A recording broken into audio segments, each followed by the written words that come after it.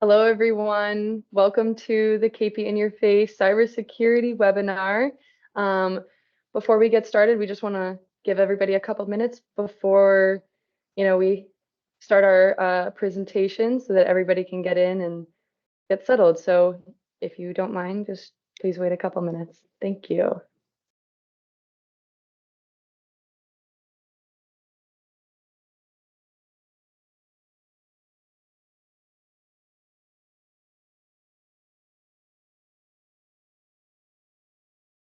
Okay, everybody. I'd like to start off. I'm Brian Pickell. I'd like to welcome everybody to this inaugural webinar of a new webinar series that we're presenting called KP in Your Face. I'm the CEO of KPInterface, a leading managed IT services provider to the small and business marketplace, headquartered here in the greater Philadelphia region, but we provide outsourced technology, strategy, implementation, and support to companies throughout the U.S. Today, we're going to be presenting on throughout the series, we're going to be presenting on various topics related to technology and your business and how it impacts your business, with a special focus on cybersecurity throughout the year. I'd like to introduce you to two of my colleagues, Maddie Heringa, who is our Partner Relationship Manager and will basically act as our facilitator today on the webinar, and Tim Mazur, who is KPI's leading Cybersecurity Advisor and who will be leading the presentation today. Maddie? Hi, everyone. I just want to thank you again for coming out. We're very excited for our first webinar of many. Before we start, we are going to have a Q&A at the end, so please feel free to type any questions in the chat so that we can get them answered at the end. And after, please look out in your emails for a survey that we'll be sending out so that we can always improve. And without further ado, Tim, please take it away. Hey, everybody. Today's webinar is going to be going over the state of cybersecurity in 2024. These are the topics we're going to be going over. First, we're going to go over the cybersecurity fundamentals just to make sure everybody has a understanding of cybersecurity and some of the terminology I'll use during this presentation. Next, we're going to go over the recent breaches that have happened in 2023, and then we're going to go over the threats to small businesses. So first off, we're going to go over what are some of the fundamentals of cybersecurity. So we first have the phishing emails and social engineering attacks that could happen to your company. Phishing is basically tricking employees into giving confidential information, manipulating people by email or phone. It's a common entry point for malware to be put onto systems or credit card numbers to be given out. Usually it'll come in the form of an email or a text to users. And it's becoming one of the biggest forms of vectors of attack for companies to get breached. Next, we have data breaches. Data breaches are where an attacker gets information from a big company or infiltrates a company and gets a bunch of data and then puts it all out on the web for people to look at or buy. Usually it'll come in the form of like email addresses or passwords. And it's Tim, terrible. Real quickly, buddy. Are you supposed to advance the slide? I'm sorry, I'm still on the same home slide myself. Really? Yeah. You can't see cybersecurity fundamentals? I don't. But Maddie, how about you? I see cybersecurity fundamentals. Okay, sorry. It must be on my side. Does everybody see cybersecurity fundamentals? I can see it. Okay, great. It must be something with me. Sorry. Okay. All right, so I think I was at the end of data breaches. So then we have ransomware attacks. Ransomware attacks are when an attacker gets into your network and encrypts your computers and your company data or personal data to the point where you're not able to get that data. And if your company data was encrypted, like your account information, your account information or your accounting data, say all of your company files were encrypted, you would obviously value those files and want to unencrypt them. So they would have a ransom for you to pay to get those files unencrypted. Next, we have insider threats. Insider threats are when, say, a disgruntled employee or an employee that used to work for your company has a password or does something to your company where it's like an attack happened and it's not great for your company. So if they were to use a password to get into your PayPal account and they don't work there anymore, it's probably not good for them to be able to get into that account. All right, so I just wanted to show some examples of what these phishing scams could look like. First, we have the Windows Defender pop-up that you'll get when maybe you click a link on Microsoft Edge. Edge has a major problem with these. They're basically on the home page of Edge right now.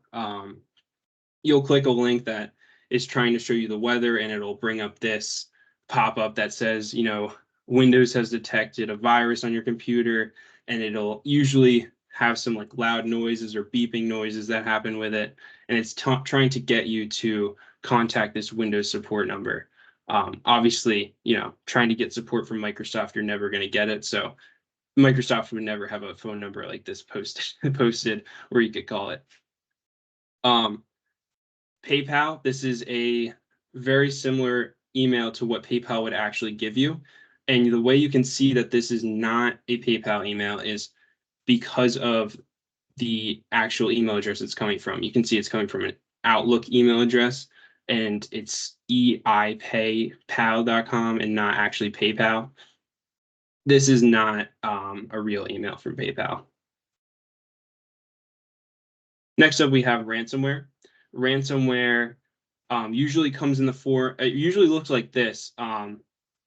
It's asking you to send $300 worth of Bitcoin to this Bitcoin address, and it's telling you that all of your files are encrypted. It says your important files are now encrypted. Many of your documents, photos, videos, databases, and other files are no longer accessible because they've been encrypted. It's telling you that it's going to increase the payment on this in this amount of time, and it's telling you that all of your files will be lost at this. It looks like 7 days. Next up, we have data breaches. Data breaches, I already did go over data breaches, but it's when a company gets breached and all of this information is put onto the internet, usually to be bought or just to be put out there for everybody to look at. If you have reused passwords and your account is involved in a data breach, your password could be put into one of these lists of passwords for people to try on other websites. So say you use the same password for all of your Instagram, Facebook, Twitter, all of these accounts, and it's in a data breach, they could try to get into all of those other accounts with the password that they found in this data breach. Next, we have our major cybersecurity breaches from 2023. If these big companies can be hacked, so can you. First is the UPS hack. So UPS was hacked. The way this happened was UPS, their tracking system was hacked, and the hackers got access to names, addresses, phone numbers, order numbers, and all this other customer information. And the data was used to create a phishing campaign that would send you texts about a package that's coming, or actually packages that you were expecting to come, but they're saying that they need more information from you to, confirm that the address is correct. And maybe they'll even throw in that they need your credit card number because there's not enough, you didn't pay enough money for shipping or something like that. Craziness.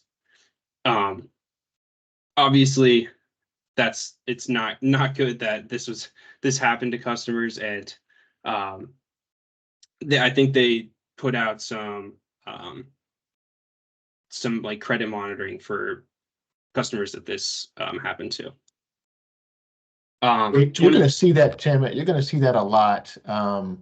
Actually, I know of a mortgage company recently was breached, and they offer credit monitoring as kind of an offering just to say, hey, sorry about the fact that your data just got breached.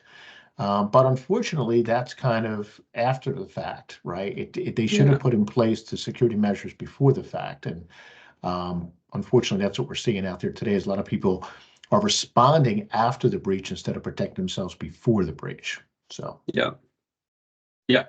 So next up, we have 23andMe. 23andMe is a genetic testing company. Hackers were able to get into 23andMe by using some of these breached passwords to get into, or reused passwords to get into accounts on 23andMe. That's a technique called credential stuffing. So they'll use those passwords that were reused on other websites to get back into 23andMe. Information that was accessed here potentially was DNA information, names, birth years, relationship statuses, and your relatives' DNA information too, which is very scary because it can show, like say insurance company got or a health insurance company got access to your DNA info, and they knew that you were predisposed to get cancer.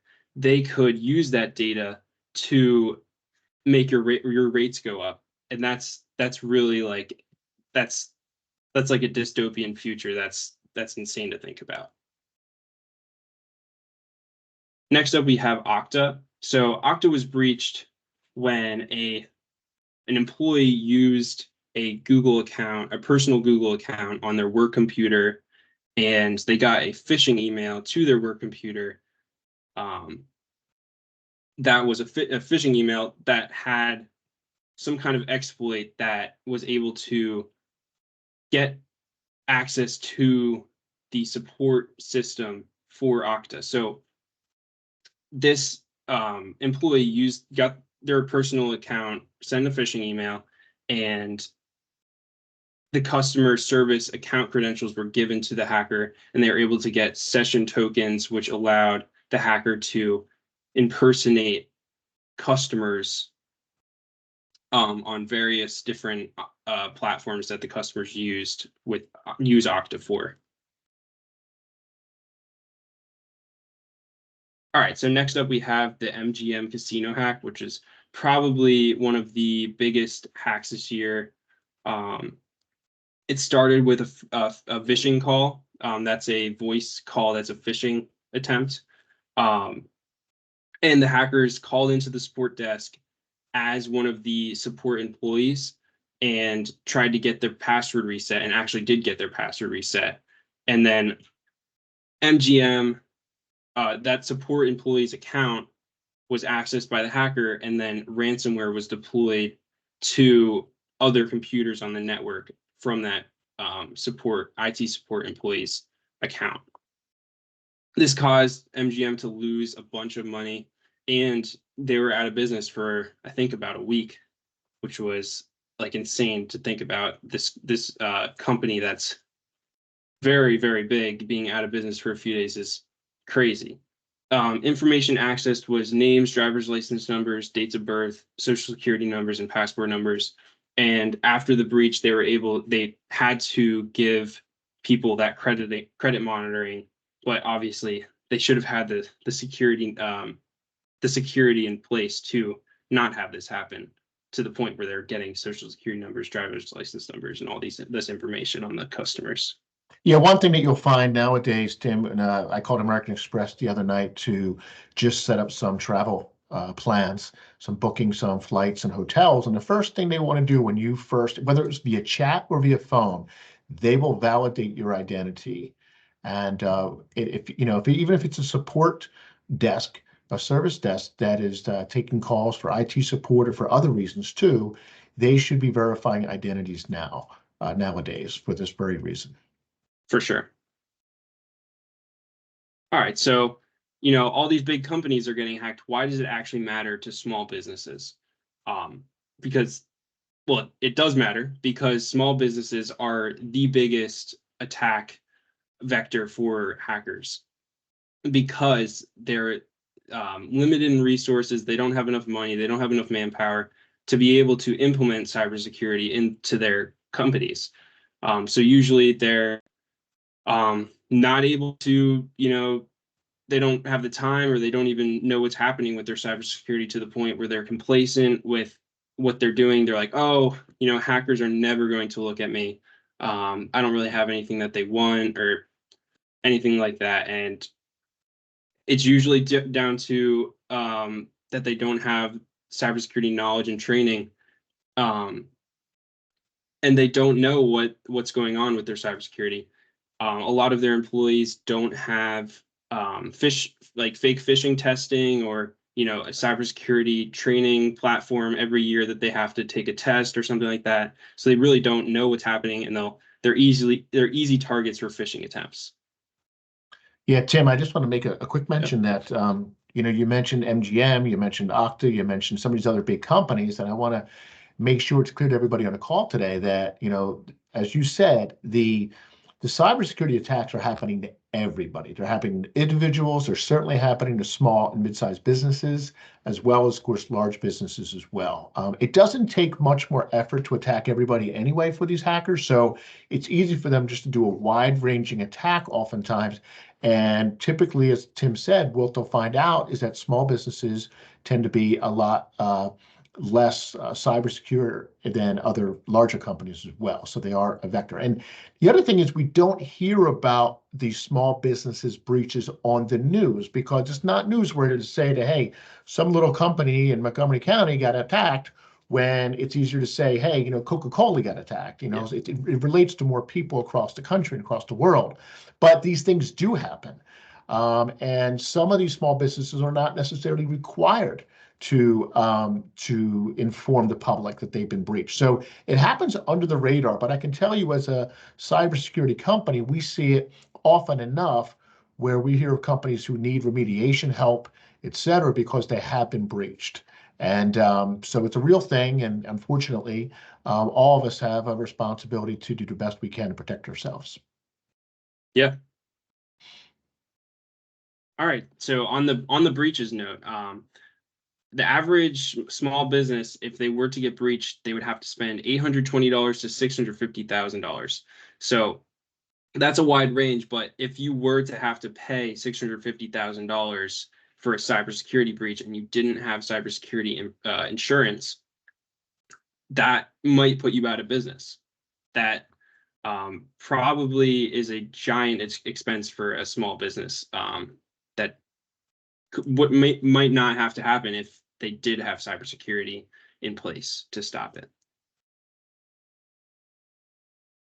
Yeah, So we had, Tim, if I could just relate to that real Mhm. quick. So we had heard of a company, it was not a client at the time, who did have this. They had a ransomware attack, and the hackers were looking for about I think they settled on like 400,000 they ended up paying, the insurance company paid. And this was a company that, again, is in Montgomery County, Pennsylvania. So it does happen to local businesses. It's not a humongous company. They did have cyber liability insurance, which was good, but it also, put them in a really tough spot for a couple of days where they had to shut down systems. They had to have someone to come out and remediate everything. So it cost a lot of money for the remediation as well, beyond just the ransom itself. So these are real numbers, unfortunately. Yeah. So on to more of the threats and how they relate to small businesses. So first off, we have stricter regulations like SEC, cybersecurity insurance, and CMMC.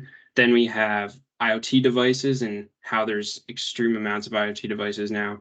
And then we have AI, which is really one of the biggest cybersecurity topics in 2023 and 2024, and probably into the future. So on the regulations front, we have the SEC. They're forcing companies to be more stringent about what breaches they are putting out there, what they're telling people about their breaches. They're making sure companies are actually telling people about their breaches and that they've been breached. And then cybersecurity insurance is now more expensive or unavailable if you're not actually looking at your cybersecurity, investing in your cybersecurity. And sometimes you'll put something on a cybersecurity insurance form that's incorrect, or you don't know if it's correct. You want to make sure that you're filling out those forms to the best of your ability, or get an expert to actually look at those forms for you. And if you were not filling out those forms correctly, and you get breached, those forms could be pulled out, and oh, you said you had MFA on all of your accounts. They might not cover you for your the breach that happened, because the attacker got in because you didn't have multi-factor in place. So that's a scary thing to think about. If you're paying for something and you're not actually going to get it if you fill out these forms incorrectly. Next, we have CMMC. CMMC is a list of, it's basically NIST, which is a framework of cybersecurity controls that is going to be required by DoD contractors in the late 2025. So DoD contractors right now, they're not fully required to invest in their cybersecurity. So in 2025, they're going to have to invest in their cybersecurity. And if you're not starting now to get that compliance, you're probably going to be too late, because it takes like a year or 18 months to fully get all of these controls in place. Yeah, the difference is that the government's going to come now and audit these companies. That's the difference. And they're right now, that teeth, that power is not really being pushed down to the supply chain. It's really coming from within the supply chain to some degree, but it's a little bit laxed right now, and that's going to change in 2025. Yeah. Next up, we have IoT devices. Tim, what is IoT? It's a Internet of Things. That's what that means. So that means anything that's kind of connected to the internet, right? So now we're connecting, for example, our cameras at home.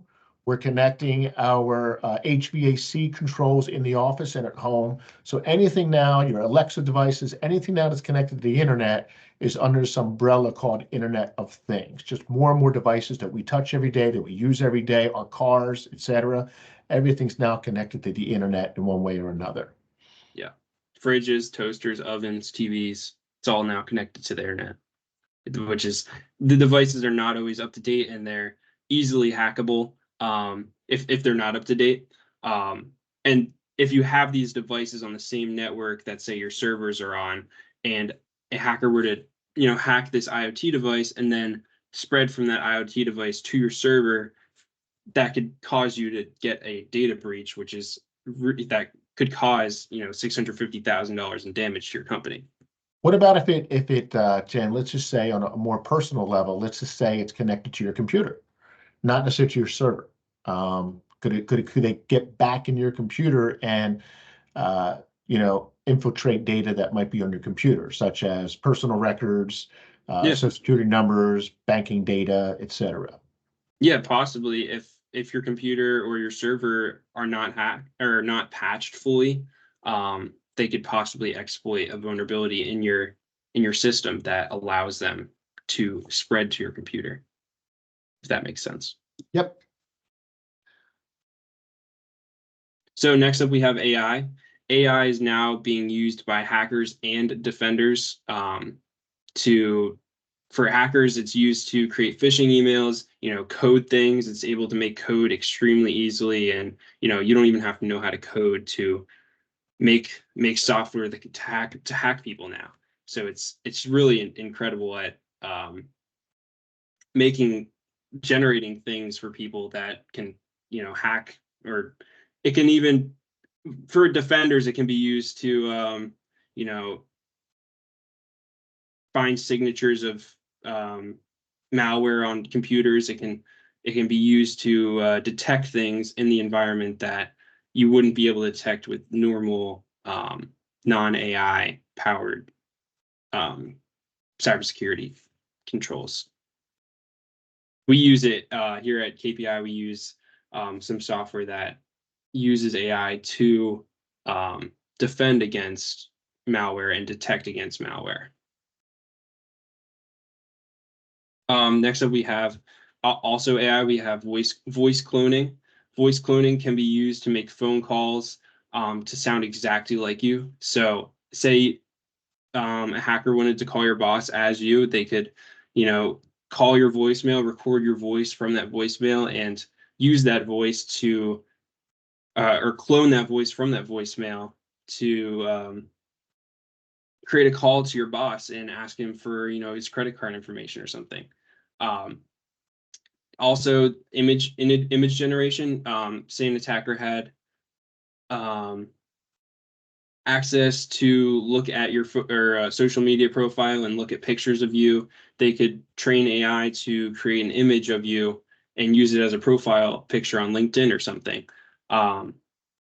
They can easily do that, and they could text your boss or something. It could do anything they want.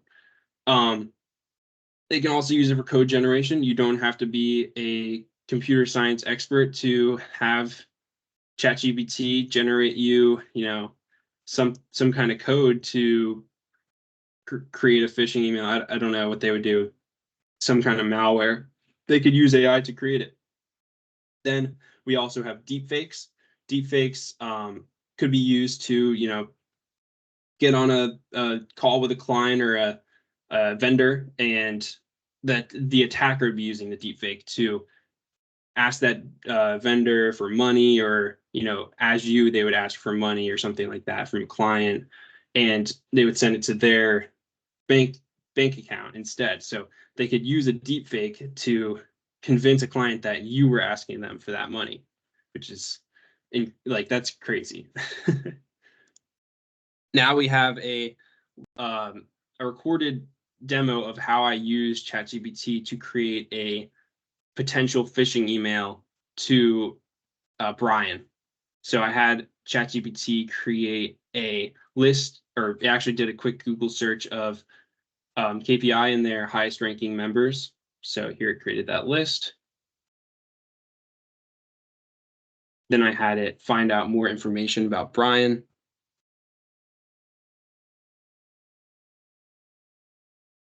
See, he's, very accredited.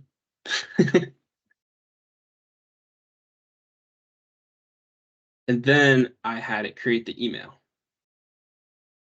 So I had it create an email from Toys for Tots charity asking for a $5,000 donation. You could even have it generate an email that's a vendor asking for money or an invoice and going to a accounting person at the organization. So Tim, I have a question. It asked for a donation from me. Was it able to gather from my biographical feedback that is public knowledge on the internet that I tend to support nonprofits, et cetera, and therefore it said, okay, well, since he looks like a guy who likes to support charities and nonprofits, why don't we do an email that's going to target that aspect of Brian? Is that so? It does say that I could probably ask it to do that, but it does say that you do charitable organizations right here. So it found that information. It found so much information about you. right? So my question is, that email that was generated, what was that based on? Like, why did it ask for a Toys for Tots donation for $5,000? So that's kind of what from that information that it gave here, I just had it do that. So you could have it, based on his interests, create an email, a phishing email to him. Right. It might not. Yeah. So, but you read it yourself and said, okay, now I'm gonna specify what I want to ask. Okay, got it. For sure. Yep. Okay, cool. All right. So on to one of our final points here. We have, what are our cybersecurity best practices? So all of you probably know about antivirus, firewall, and spam filter. These are still some of the best things that you can do, but we also want to include password management, patch management, and security education.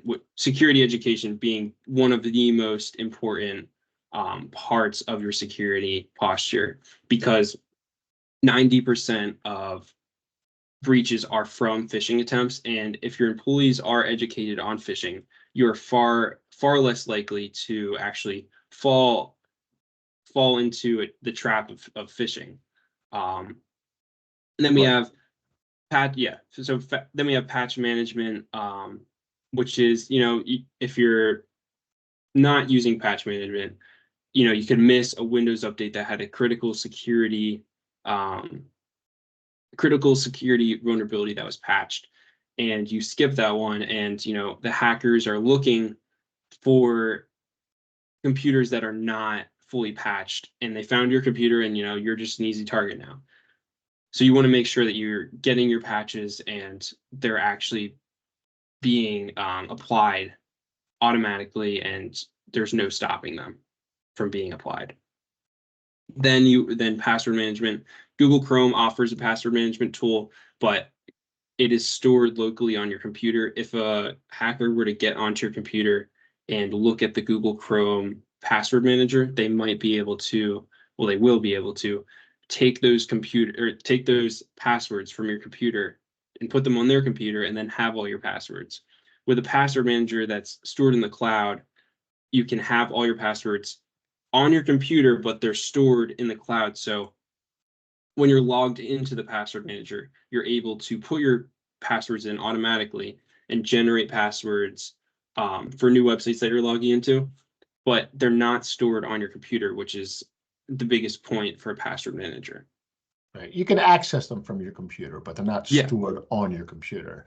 For sure. And it creates obviously unique passwords for every single password you have. I have about 850 passwords in my password manager. I don't know a single one outside of my main password. And I don't need to, because it's available on my computer, it's available on my laptop, it's available on my phone. And I'm very confident in the system that we use, that it's extremely secure up in the cloud as well. As a matter of fact, the way that those password manager companies store the passwords nowadays is in a way that they don't even know what the passwords are. So it's very secure. It's a lot more secure than storing your passwords in your browser. That's for sure. Yes, for sure. So Tim, I think this is our last slide, Yeah. right? Okay. Yeah. I'd just like to thank you, Tim, for presenting today, and just mention real quickly before I hand it over to Maddie that we're going to have another webinar in this series next month, and we're going to talk about what's the next step. So Tim presented, hey, this is the cybersecurity landscape of 2024, January 2024. Now, what do we do as businesses and organizations? And we're going to talk about really what should be your first step. And what we highly recommend is that everybody, whether you have cybersecurity in place or you don't, you think you have a lot or just a little, get a vulnerability assessment done for a couple of reasons. One, it'll give you the baseline of where you are today. Also, if you had one done in the past, you got to keep in mind, as Tim just clearly elucidated us, that the cybersecurity threat landscape changes all the time. So it's never static. It's so much different today than it was even 6 months ago. Obviously, with all those AI technologies out there, that's clear.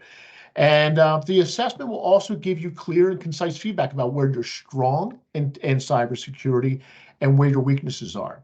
And then also can offer some guidance about what to do next to make yourself even have a better and stronger cybersecurity posture. So we'll talk about that next time. Maddie. Yeah, I just want to thank everybody for coming.